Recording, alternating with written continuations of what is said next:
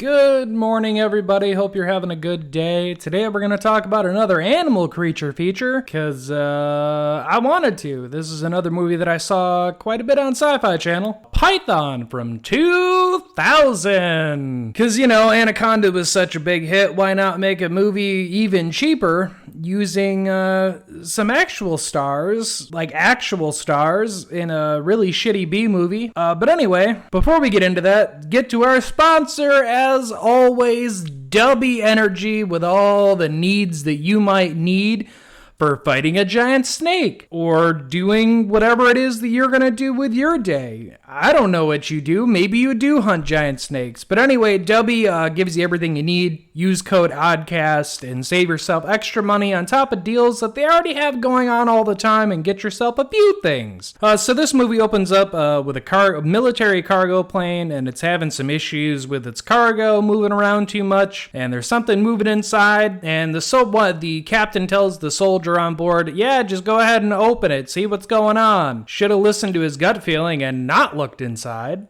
Trying to get the crate open, sir. Sir, there are warning signs all over this. Sir, I don't think this is such a good idea. It's top secret, but go ahead. You got my permission. Open it up.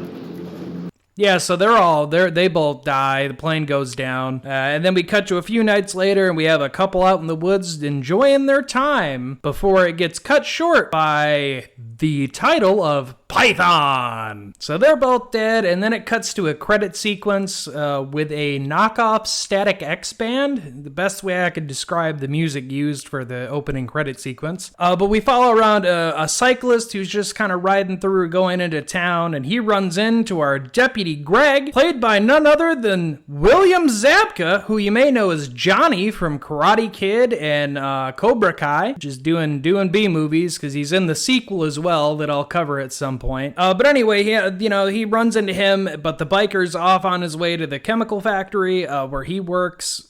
Turns out it's run by him and his brother. It was something joined up by their dad. And then they have a little argument about dad's business and blah, blah, blah. But our main character, Johnny, he has no time for this because his buddy Tommy is outside, so he runs off. They end up having a conversation on the way to the lake to meet their girlfriends about he is a real estate agent, and he mimics his life after his mentor, who has the dumbest fucking name ever. We'll get to that when we get to it. But they also have this line about that they haven't had sex yet, whatever, and Tommy's all like, well, what if we get married and then we do have sex, but what if it's really bad?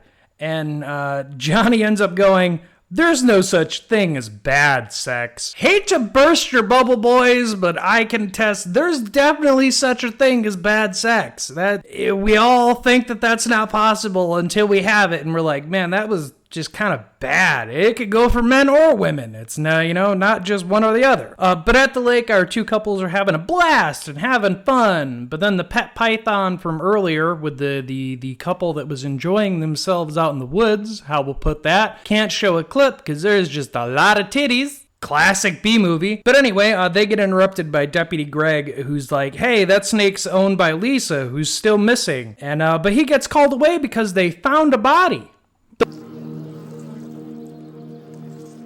So, what do you think? I don't know what to think. I don't know what to think either. You ever seen anything like this before? Never. Neither have I. Any idea what might have caused it? Nothing in my mind. Nothing in my mind either. That one deputy there, Lewis, I think his name is, he's way too fascinated by this fucking body. He overacts through this whole movie, and he's an entertaining part. He's an entertaining little side character, but he's way too entertained by that. But because the body was all stripped of everything but the bones, they're like, it must have been done by acid. Well, let's go question the fucking chemical factory. And Deputy Lewis and Greg are questioning Johnny, and he gives him an alibi, Turns out Greg used to date Johnny's girl, and he has like a little tiff going on there. But then we cut over to, we meet our mad doctor, Dr. Rudolph, played by none other than Freddy Krueger himself. Fucking Robert Englund. Like, this movie has a great cast in it. Like, if anything, as much as it's a PS1 snake, which drives me nuts, the cast alone is kind of fun. But he's meeting up with some people about the thing that happened. But then we end up cutting over and we meet Kenny the Closer, Tommy's real estate agent boss. Yeah, Kenny the Closer. What a great fucking name. But they end up meeting up with him at a stoplight, and then we cut back over to Dr. Rudolph explaining about his genetic experiment of a superior snake, with who I'm going to call Evil Rico, because it's Casper Van Dien doing just the weirdest fucking accent. So I'm asking you, Doctor, in simple layman's terms, what was it? Well, in simple layman's terms, a very big snake. Yeah, I don't know what that accent is, but yeah, they talk about the cargo ship and what it was flying over, and that it's a giant snake, and they're gonna hunt it down. Anyway, we cut over to Kenny the Closer, who's showing off a house that he's trying to get sold, and there's a noise in the garage, and he thinks it's those damn kids coming to wreck his fucking fancy Porsche, because, you know, why not? So he takes a decorative sword into the garage, but too bad for him, he can't stop the snake. But listen, you little idiot, just send a car or something. Jesus Christ, you are 911.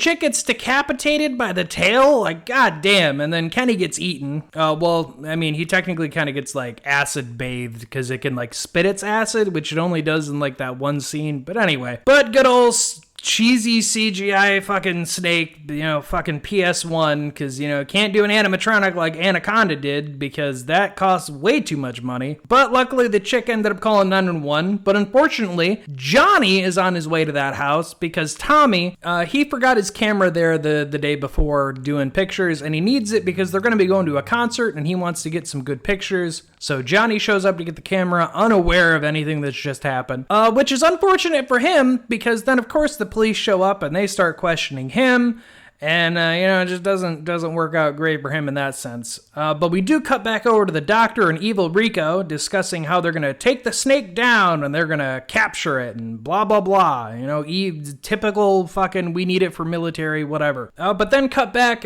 we find that the police are shutting down the chemical factory, which pisses off Johnny's brother because, you know, that's the only income that they fucking have. So way to go, Johnny, being at the wrong place at the wrong fucking time. But Johnny goes to leave, and Greg hits him in his police car, and then they duke it out because, of course, they're going to fight over a girl. William's second movie I've ever seen where he fights over a woman with fisticuffs. Guy just has, like, a stereotype casting, apparently. But anyway, they end up duking it out, and then they make up and they start being friends again like they were back in the day. Much like how me and Sergeant Redacted became friends, except ours was more, I don't like you. I don't like you either. I don't know why I don't, but I don't. And then we fought, and now we're best friends, and here I am living with the guy. You know, just for whatever reason, sometimes we have to beat the shit out of each other to become friends. I don't know, maybe it goes back to cavemen, but whatever. But then they end up IDing that the other body that they found in the garage, turns out that was the other camper that was missing. So unfortunately, they have no idea who to blame, so they go after Johnny. Poor guy. But then Greg ends up telling the girlfriend because she tries saying, like, you're doing it because we're dating, blah, blah, blah.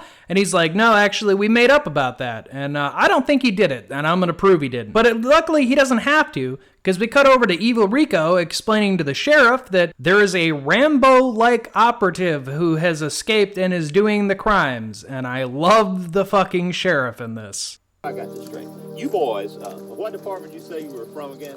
NSA. Okay. So you got this An operative. Yeah, an operative. This real Rambo type.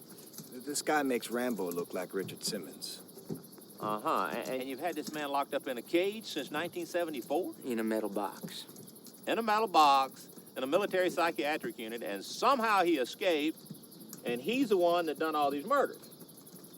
That's about the size of it. Any questions? Just one. Do you expect me to believe this load of horseshit? Let me put it this way, Sheriff. It would be highly expedient if you would believe this horse shit.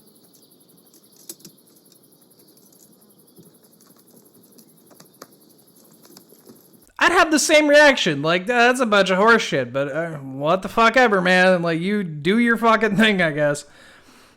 So because of that, he ends up getting back to the station, and Johnny's getting questioned by the two deputies, and then they have to cut him loose, because obviously he's been told that he has nothing to do with it. But then we cut over back to our special ops team who are trying to hunt down the snake with help from the doctor, who tells them they don't have enough men. And of course it goes fucking badly. You knew this. You knew it was molting. No, I didn't. No, I didn't. I swear. I should turn you into snake bait. What happened? It was a setup. The snake shed its skin, and the doctor knew it. No, I didn't know. I suspected, based on the surveillance photos, but I couldn't be certain. But, sir, it was here. I saw it move.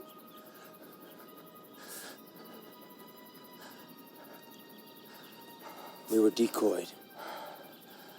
I warned you it was intelligent.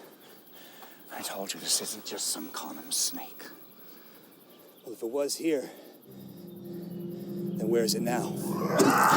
He assumed it might be shedding its skin, but who knows? He also did warn you that you weren't going to be able to do anything, but whatever. But then we cut back to Tommy and his girlfriend at the cabin in the woods, where they're getting ready to settle down for the night before they go get Johnny and his girlfriend in the morning, cutting over to a stakeout between the deputies looking for this rogue operative overnight. And the next morning, Tommy's girlfriend goes in the basement thinking her cat might be down there. And turns out the fucking snake's down there. Oh no! And Tommy gets eaten, and she takes off in her truck, but she doesn't do good enough because the snake catches up with her real fucking quick, and her friends end up taking off to go find him because hey, we haven't heard from him, maybe we should go check on him. And, movie convenience, after they get attacked, they escape on bikes because, again, movie convenience, they're faster on their bikes, but a truck wasn't fast enough. So I'm going to call some bullshit on that, but, whatever. Sci-fi movie got a sci-fi. And then we see that the deputy Lewis got eaten overnight, and the couple ends up finding a water treatment base that was the base of operations for the Spec Ops team. And they see that the doctor made his way here, and he's hiding and in shock. Who the hell is he? Hello? Sir? Already I had fixed my gaze upon him, and he rose, upright, with breast and countenance, as if he entertained some great scorn of hell. Python, He's in shock. so blind, so wrong. Not until I stared in its eyes and saw the dead all around me. Not until then did I realize what I'd done. Fucking leave it to Robert Englund to just eat up whatever fucking role you give him in these movies. Like, good fucking God. Love it. But yeah, you realize the error of your ways a little too fucking late there, Doc. Maybe you shouldn't have genetically manipulated a giant snake. One of the rules we have, what is it, folks? That's right. Don't gene splice animals. God damn it. People should just fucking listen to what I'm saying. Things don't go well. But anyway, they make a plan. They're going to blow up the water treatment Tommy's girlfriend shows up, tells him like he's dead. So they make a plan. They're going to lead the snake in and they're going to blow it up and collapse it on him and like, yay, dead snake. So they start making this plan. They make a radio out to Greg in his patrol car and they're like, hey, we're going to do this thing. We're going to need you to pick us up, get us out of here before it blows. So they end up making the plan. But then, of course, plan doesn't go according to plan. But then the doctor says, don't worry, I'm going to redeem myself and blow up the snake myself.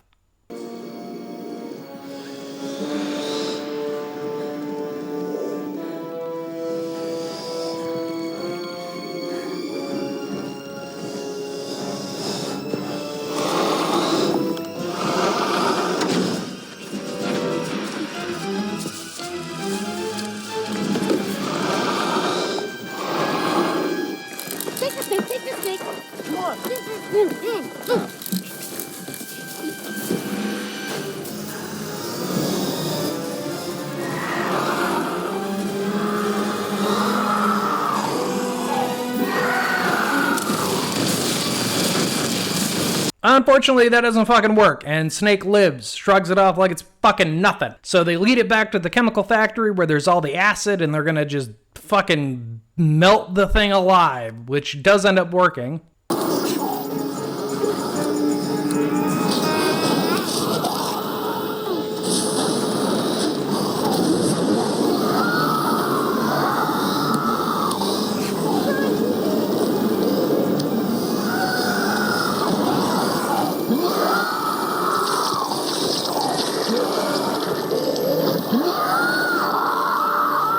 And yay, everyone's happy, and we cut to 6 months later, and they have a bike shop opened, and Johnny's selling them, and Greg comes over, and he's like, hey, I got that job I wanted. I'm now special operative, so I'm going to be doing that, which will come back in the sequel, Python 2. Which we will end up covering. And we see that he is Agent Larson now. But yeah, it's a happy ending. Everyone's happy. Go lucky, whatever. So remember, big one here. Don't gene splice fucking animals for the love of God. Don't bring things back from the dead. Don't bury the dead under the road. Don't dump chemicals in the sewer. Stay out of the water. And you all stay out. I'll see ya on the next one.